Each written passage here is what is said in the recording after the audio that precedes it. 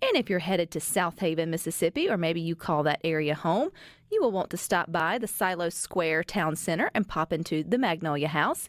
Nancy Veldman opened Magnolia House 27 years ago, but that's not all she does.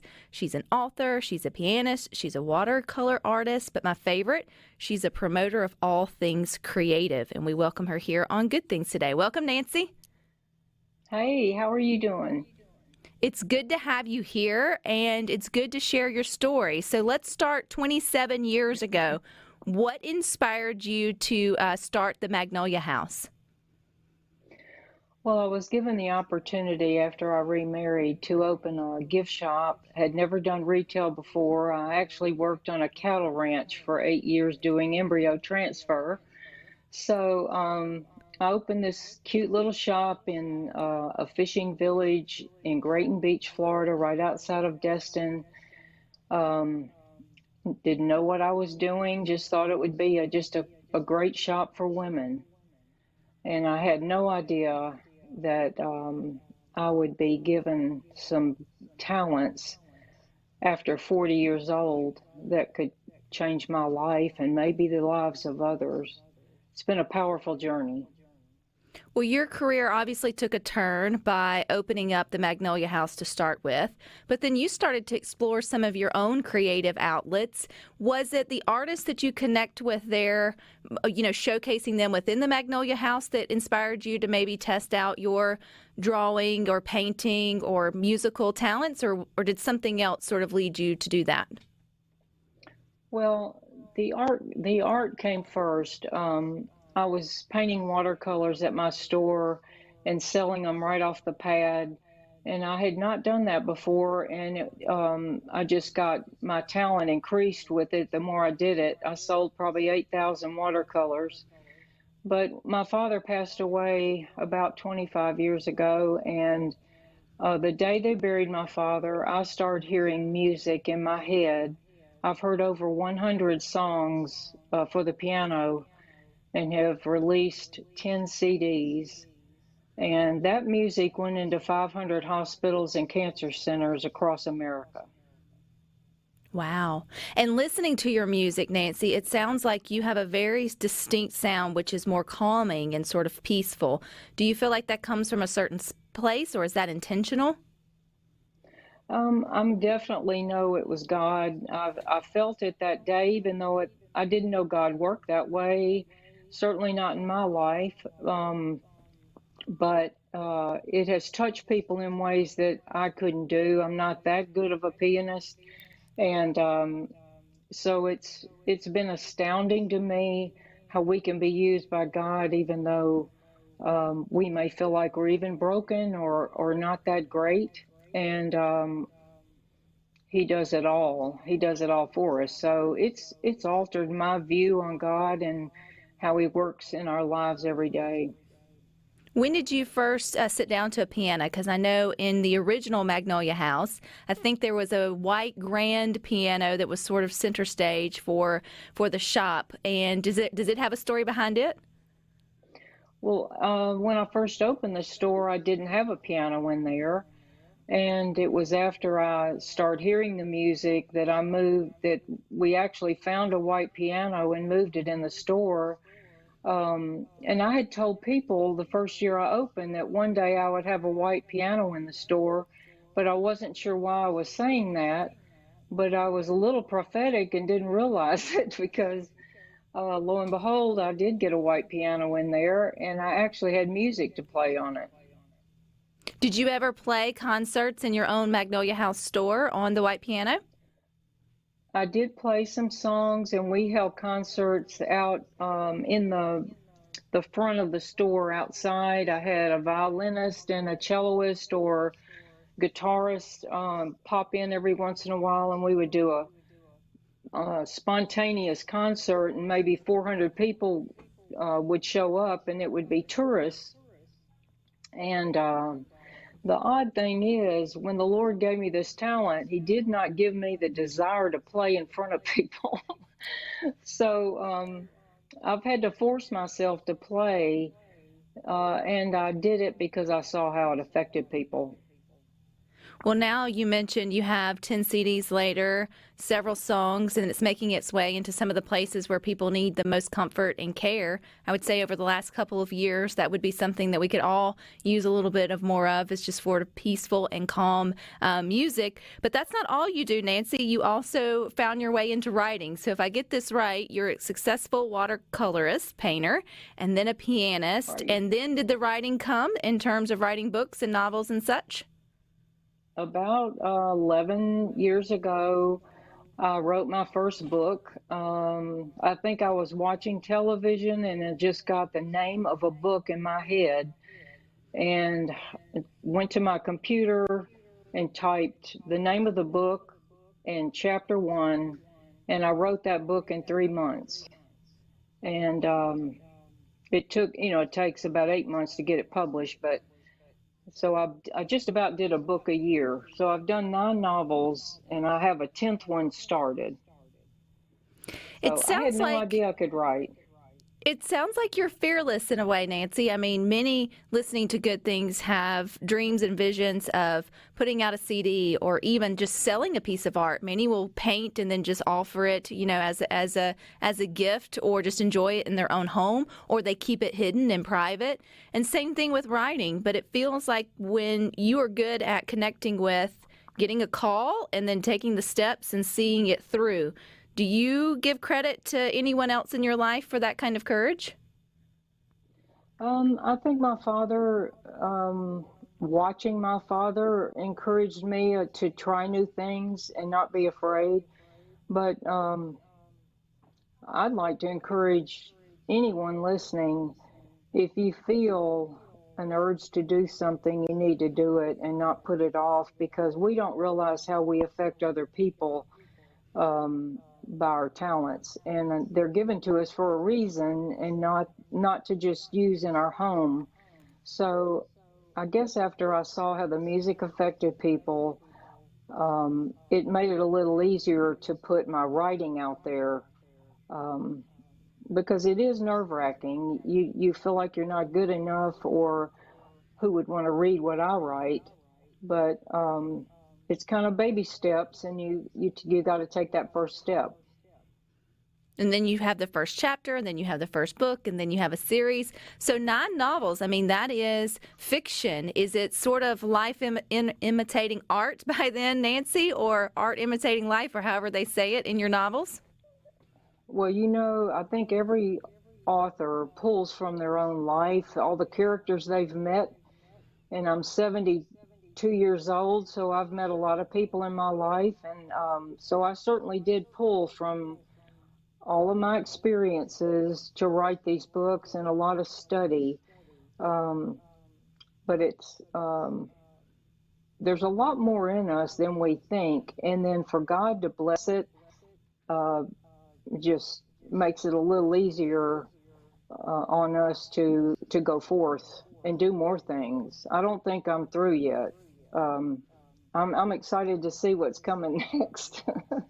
Well, I appreciate you sharing your age with us, Nancy. At 72, you have accomplished so much that didn't even get started until your mid-40s, which I think so often we hear by the time we're in our late 30s or approaching our 40s that we've missed the boat, or, we don't have any time to start a new craft or a new hobby as an adult.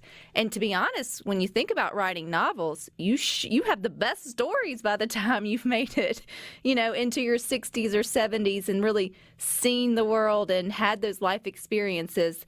That's when you can really put some interesting stuff, at least on paper, I would think. I think it's critical that young women understand that their time of raising children consumes every minute of their life. They really don't have that much time to develop themselves or know what their purpose is in life. And so when I was 41 or 2, I had raised my children and had more time for me, or more time to listen. And I was able to take the time to develop whatever God was putting in front of me. Miss So Nancy, we want all more of us time are- with you. We want more time with your story. Stick with us. We've got more with Miss Nancy Veldman coming up next here on Good Things. And the weather's getting good for us getting out, stretch our legs, and maybe stop in to shop. And if you are in South Haven, Mississippi, then you want to stop by the Silo Square Town Center and pop into the Magnolia House. We are chatting with the founder, Miss Nancy Veldman. You started it 27 years ago, Miss Nancy, and I couldn't let you not share how you made your way with the Magnolia House to Mississippi. So where did Mississippi come from? Magnolia House was in Florida, and now you're in South Haven, Mississippi. What brought you here? I was born in Memphis, and I raised my children in Mississippi. So after my mother passed away and I reached a certain age with my husband, we decided it was time to move back home. And so it was pretty easy to come up this way where my children are and my grandchildren. And so I that was is given definitely the key to this. Excuse me. No, go ahead. I was given the key to the city of Memphis years ago, and for my humanitarian efforts, and it's got a special place in my heart to be Well, here. I think the Silo Square Town Center, is that a new shopping area there in the South Haven area that's got a lot of local shops and places to pop in and do maybe, buying local? Yes, this is a tremendous development that a visionary has created, and it's going to be very powerful for South Haven. There's a lot of wonderful shops here, and a lot of restaurants are coming in. So it's going to be the place to go and shop and eat and play in South Haven. And stop into the Magnolia House, which I was doing my research, Miss Nancy, and I think you started out with sharing other people's art, sort of helping out local artists by giving them a place to put up their work and be offered for sale. And you also helped a lot of friends, too, sort of figure out their first purchase of buying someone's original art. Why is that important to you to sort of help people feel encouraged and inspired to maybe buy, local art or good art? I think it's important for people to love art and to understand the power of original art and get to know the artist instead of just buying a color that fits over your sofa. Because I am an artist, I understand all the emotions that go behind painting, and it's wonderful to meet the artist and know where all this art came from within them. I couldn't agree more, and you can't do that unless you pop into your local stores, you shop local, you get to know your artists, you get to know the vendors who are selling them, and then you have a conversation piece that's now hanging over your couch or your bed or wherever you choose to sort of place it. Do you still have local art there in the Magnolia House, or has it shifted at all in the last 30 years? I have some local art in here now because I am new in this location. I haven't been able to acquire as much as I would like to have, but I do have some local authors besides myself and a couple of pieces of art, along with a few of my watercolors in here, and I hope to have more as time goes by. So we always encourage people listening to Good Things, Miss Nancy, to get out and visit. Maybe they're going to South Haven as well as shopping local. You're hearing all the stuff about, the backup on with things not for Christmas. So this is the best year ever to get out and shop Christmas from your local vendors because they're not waiting on a ship. They've got it there for you. And so if we want to pop in and maybe do this shopping for the first time, what can we find there at Magnolia House? What kind of things do you offer? We offer wonderful clothing by Barefoot Dreams. We offer jewelry. We have sweatshirts. We have baby clothes. We have a huge library of books that's fabulous for Christmas. We have a little bit of everything. We have body and bath, throws, home decor. So there's not much that isn't carried in Magnolia House. We try to be real varied so that it meets a lot of people's needs.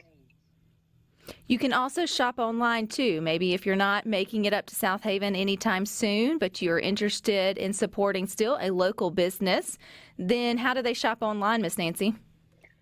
We're on Instagram, and we have an Instagram store.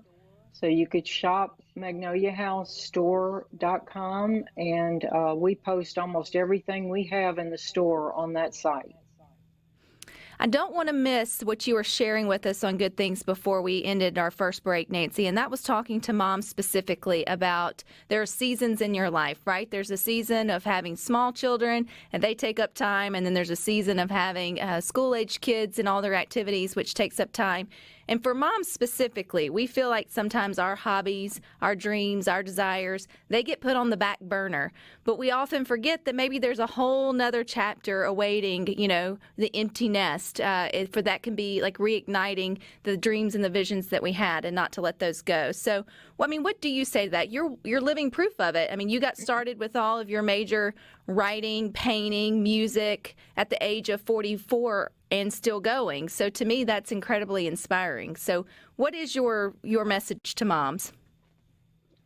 I would give anything if I could go back to when I was younger, and if I had met someone who told me, you're not going to believe what you're going to be doing in a few years, it would have given me energy and hope and excitement about the future.